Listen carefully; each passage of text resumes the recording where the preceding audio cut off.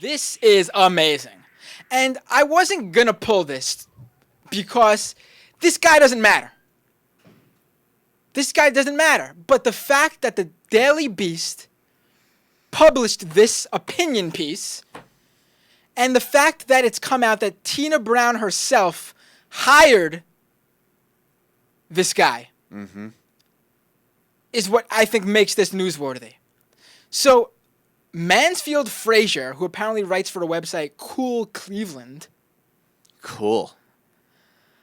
That's a wicked awesome name This is Scott Brown here. All right. If I was going to do a Cleveland website, I'd call it Cool Cleveland. Yeah. Sorry. All right. So this Mansfield Frazier wrote this piece called "How Will Chelsea Manning Be Treated in Prison?"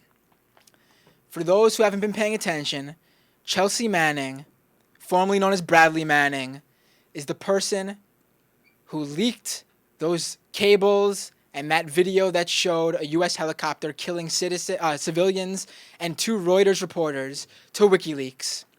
And she recently came out to announce that she was female and she was transgender and she wants to be referred to as a female and as a woman.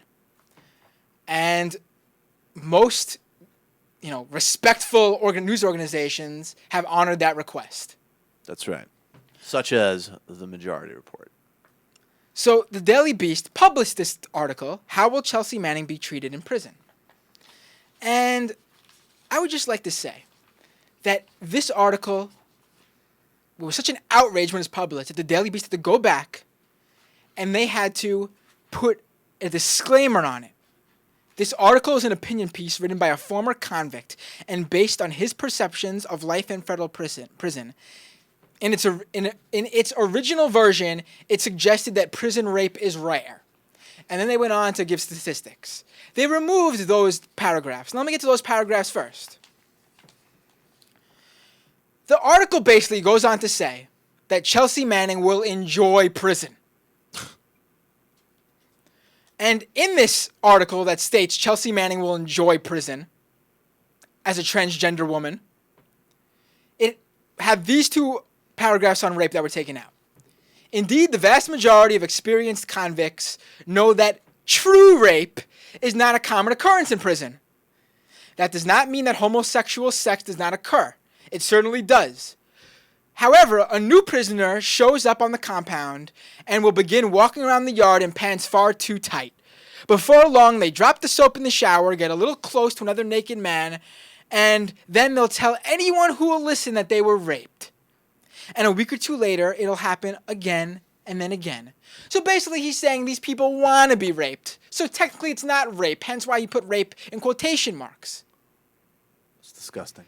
The next paragraph that was removed by the Daily Beast, after it was already published, that's why we have them, is that quiet as it's kept, this is one reason for high recidivism rates. Recidivism rates, thank you. In prison, closeted homosexuals can receive what they desire, but are able to maintain in the world they really find such behavior disgusting. This is a shock. I mean, this should be on like the forum of a Brian Fisher blog. Yeah. Not published in a real news organization. He's kind enough to cite this Department of Justice report that found more than 1/3 of transgender former inmates were sexually assaulted in prison. And that the same report found that transgender women are 13 times more likely to be assaulted than other inmates. But he still didn't have a problem writing the rest of it. And the Daily Beast has no problem letting the rest of it stay, because I guess this isn't wrong for them to redact. These are parts of this article that are still up.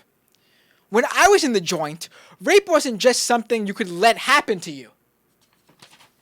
It goes on. One thing is almost a certainty. Celibacy probably won't be an option for Chelsea Manning, but she will have choices in regard to how she wants to spend her years behind bars. With that said, we need to keep in mind that one person's prison is another person's palace. Oh my God. Chelsea Manning could become the queen bee. And how can she become the queen bee, you ask? Well, he goes on to give some scenarios. How nice of him. From what I witnessed, it was quite common for a transgender inmate to get married behind bars, and her husband would, in all probability, be that big, dreaded prison dude known as Bubba. And Bubba wouldn't have to say a word to the other prisoners in regards to keeping their grimy mitts off his wife. Others took up prostitution. In those cases, Bubba would become a pimp, and both of them would be prison rich, as the Johns lined up outside her cell to pay for her sexual favors. He writes it as if it's some great, This is a really wonderful, disgusting article. I mean, this is just unbelievable that the Daily Beast would publish this. It's ridiculous, and they should be shamed for it.